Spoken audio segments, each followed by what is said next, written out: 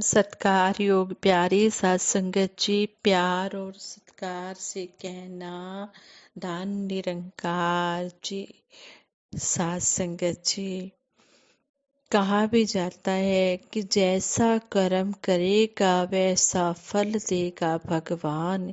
ये है गीता का ज्ञान। श्रीमद् भगवत गीता में भी बताया गया है कि इंसान को कर्म करने की भगवान ने पूरी आजादी दी है। जैसा जैसा इंसान कर्म करता है उसको उसी कर्म के अनुसार फल मिलता जाता है। जो अच्छे कर्म करता है उसको अच्छा फल मिलता है, और जो बुरे कर्म करता है उसको बुरे कर्मों का भुगतान भुगतना पड़ता है। इसलिए सतगुरु दातार हमें समझाते हैं कि हमने अच्छे ही कर्म करने हैं। अच्छे कर्म हो या बुरे कर्म हो, दोनों का हिसाब भगवान की मालिक की दरगाह में देना पड़ता है। इसलिए जब हमें पता भी है कि बुरे कर्मों का फल बुरा होगा, अच्छे कर्मों का फल अच्छा होगा, तो फिर हम बुरे कर्म क्यों करें। जब हमें कर्म करने की भगवान ने आजादी दी है तो हम फिर अच्छे कर्म करें, हम जानबूझकर बुरे कर्म ना करें। कहते हैं कि जो बीजता है वही पाता है। किसान जो खेत में फसल बोता है उसे वही फसल मिलती है। अगर वो आम बोए तो उसे बबूल नहीं मिलेगा, और अगर वो बबूल यानी कि कीकर बोए तो उसे आम नहीं मिलेंगे। इसलिए कहते हैं कि हम जो भी फसल जमीन पर बीजते हैं वही पैदा होती है। यदि हम कीकर का पेड़ लगाएंगे तो कीकर ही मिलेगा, हमारे चाहने पर भी आम नहीं मिलेंगे। ठीक इसी प्रकार यदि हम सत्कार, मिठास, सद्भावना वाला बीज बोएंगे तो भविष्य में हमें भी वैसा ही फल मिलेगा। दूसरी तरफ तिरस्कार, ईर्ष्या का बुरा बीज बोएंगे तो वही हमें खाना भी पड़ेगा समय समय पर। इसीलिए जागरूकता पैदा करने वाले भक्तों के साथ रहने की जरूरत होती है। हम कितने भाग्यशाली हैं कि सतगुरु ने इस कलयुग में प्रभु का ज्ञान देकर एक ऐसा प्रभु हमारे साथ खड़ा कर दिया है जो हमें हर समय देखता रहता है।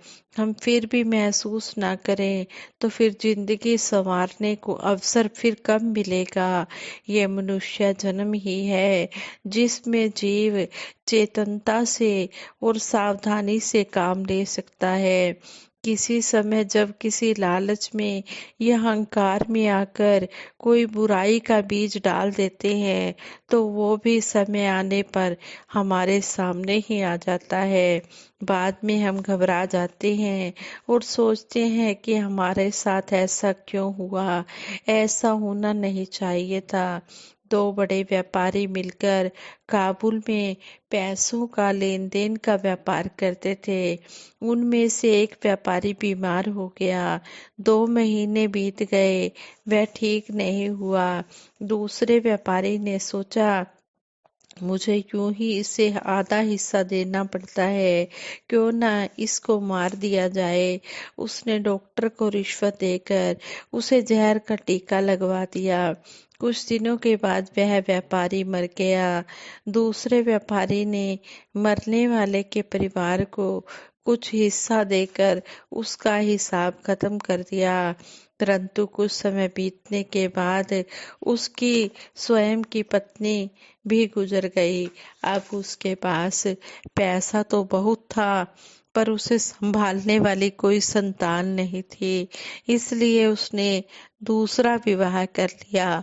कुछ समय बाद उसके घर बेटे का जन्म हुआ। बेटा पैदा होते ही बीमार रहने लगा। काफी इलाज करवाया पर वह ठीक नहीं हुआ। 12-13 साल बीत गए पर लड़के के स्वास्थ्य में कोई फर्क नहीं पड़ा। वह व्यापारी परेशान रहने लगा।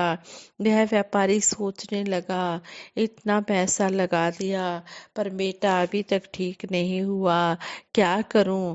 काम में भी उस व्यापारी का मन नहीं लगता था और व्यापार में भी कमी होने लगी।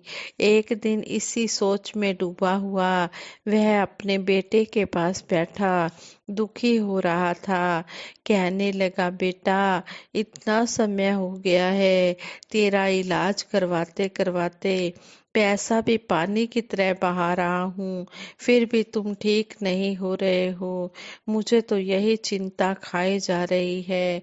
यह सुनकर बेटा चारपाई से उठकर बैठ गया और कहने लगा, मैं कोई तेरा बेटा नहीं हूँ, मैं तो वही तेरा पार्टनर हूँ जिसे तूने मरवा दिया था। अपना हिसाब लेने के लिए मैं यहाँ आया हूँ। पास बैठा पिता घबरा गया। बीती हुई घटना उसके सामने आ गई। दिमाग परेशान हो गया और वह घर से बाहर आ गया। अब वह अपने आप ही बोलता जा रहा था, जैसी करनी वैसी भरनी। एक दिन वही व्यापारी परेशानी की हालत में अंगूरों के पास से वही वाक्य बोलते हुए गुजर रहा था। वहां काम कर रहे वर्कर्स ने उसे सुना तो उसे बुलाया। पहले उसे अंगूरों का रस पिलाया, फिर पूछा, तुम ऐसे क्यों बोलते जा रहे हो। उस व्यापारी ने अपनी पूरी कहानी सुना दी कि उसने अपने पार्टनर को धोखे से मरवा दिया था। वह अपनी करनी पर पछता रहा था। कहने लगा, मुझे नहीं मालूम था कि इस कर्म के बदले में मुझे इतना बड़ा भुगतान भी करना पड़ेगा। अब मुझे ये भी नहीं पता कि मेरे बीवी बच्चे कहाँ हैं, मेरा घर कहाँ है, ये भी मुझे नहीं मालूम। अब तो मुझे मौत भी नहीं आ रही और घर जाने को भी मन नहीं कर रहा। कई बातें ऐसी होती हैं जो समय बीतने पर सामने आती हैं। प्रभु परमात्मा ने हम पर बहुत कृपा की है। हमारा जन्म इतने सुंदर समय में हुआ है जब समय के पैगंबर स्वयं आए हैं और समय समय पर हमें जीवन जीने की कला सिखाते हैं। फिर भी हम दुखी हैं, तो इसका कारण भी हमें ही ढूंढना होगा। सभी इस बात को जानते हैं कि गुड़ बहुत मीठा होता है। यदि कोई व्यक्ति कहे कि मुझे गुड़ मीठा नहीं लगा, तो हम तुरंत पूछते हैं, कहीं आपको बुखार तो नहीं है। बुखार होने पर ही मुंह का स्वाद बिगड़ जाता है। यदि एक बिल्डिंग में 10 किराएदार हो और बिजली का मीटर एक ही हो, सभी के घर बिजली जलती हो, लाइट ऑन होती हो और एक के घर में लाइट ऑन ना हो, तो वो पूछेगा, आप सबके घर बिजली है पर मेरे घर क्यों नहीं। जवाब में कहा जाएगा, आपके मीटर में खराबी होगी, लेकिन आप अपना स्विच या ट्यूब, आपके मीटर में खराबी नहीं है लेकिन आप अपना स्विच या ट्यूब चेक करवाओ। मीटर में खराबी कहाँ से हो सकती है, क्योंकि मीटर तो एक ही लगा हुआ है। अगर एक के घर में लाइट नहीं है तो इसका मतलब यही है कि मीटर तो ठीक है लेकिन उनका स्विच या ट्यूब चेक करवाओ, कहीं फिटिंग में खराबी ना हो।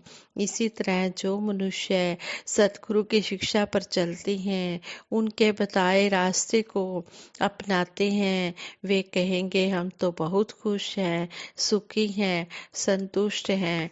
पूछने वाला यदि यह कहे कि हमारे घर में वह सुख क्यों नहीं जो तुम्हारे घर में है, तो उन्हें स्वयं जो तुम में है, जो तुम्हारे घर में है, तो उन्हें इस पर अपने आप ही विचार करना होगा कि कहीं उन्होंने किसी का दिल तो नहीं दुखाया है, कहीं अपने स्वार्थ के कारण दूसरे का नुकसान तो नहीं किया है, किसी का बुरा तो नहीं चाहा है। सतगुरु ने ज्ञान तो सभी को एक जैसा ही दिया है, जिसके द्वारा अपने आचरण को बदलने की जरूरत होती है। इसलिए अपने कर्म की ओर ध्यान देना होगा, तभी सुख मिल पाता है। ज्ञान ले लेने मात्र से काम खत्म नहीं होता। बल्कि ज्ञान का प्रकाश मनुष्य को सही रास्ता दिखलाता है। हमें प्रकाश का पूरा लाभ उठाना चाहिए।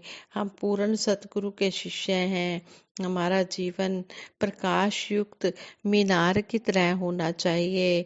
जैसे किसी दुकान से कोई वस्तु खरीद लेते हैं, परंतु वो अंदर से वैसी ना निकले जैसी दुकानदार ने कही थी, तो दुकानदार का हम पर गलत असर पड़ता है।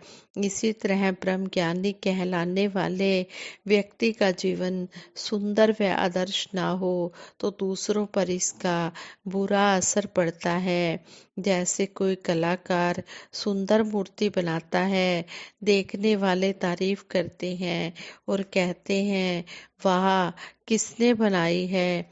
इसी तरह गुरसिक के जीवन में भी निखार आने पर लोग पूछेंगे कि तेरे गुरु कौन है, इतनी सुंदर शिक्षा किसने दी है। इस तरह जहाँ हम अपना जीवन संवारेंगे, वहीं हम अपने सतगुरु का नाम भी ऊंचा करेंगे। जिस तरह एक व्यक्ति अच्छी फसल के लिए अच्छे बीज का चुनाव कर लेता है, उसी तरह वह एक व्यक्ति में भी प्यार, नम्रता, सहनशीलता वाले गुण लेते हैं। क्योंकि यदि हम किसी के साथ नफरत करते हैं तो हमें भी बदले में नफरत ही मिलती है। किसी प्यार के आगे झुक जाना ही ठीक है, क्योंकि लिखा भी है कि झुकता वही है जिसमें जान होती है, अकड़े ही ना तो मुर्दे की पहचान होती है। आओ सतगुरु से प्रार्थना करें कि हम हमेशा अपने जीवन में अच्छे बीज ही बोएं, ताकि हमें आने वाले समय में उसके अच्छे फल ही प्राप्त हों। तो इस तरह संपूर्ण हरदेव वाणी में भी सतगुरु बाबा हरदेव सिंह जी महाराज ने समझाया है कि इंसानों को बेरहमी से गर पीड़ा पहुंचाएगा, ऐसे कर्मों से तू रब को राजी न कर पाएगा। अगर हम किसी का दिल दुखाएंगे, किसी को दुख पहुंचाएंगे, तो ऐसा करके हम परमात्मा को खुश नहीं कर सकते। अगर हम परमात्मा को खुश करना चाहते हैं तो हम हर एक मानव के साथ प्यार करें और अच्छे कर्म करते चले जाएं। साथ संगत जी, ये विचार करते हुए बहुत सी गलतियां हुई होंगी, उन गलतियों के लिए आप जी क्षमा कर देना और आगे के लिए सुमत बख्शना। साथ संगत जी, प्रेम से कहना, धन निरंकार जी।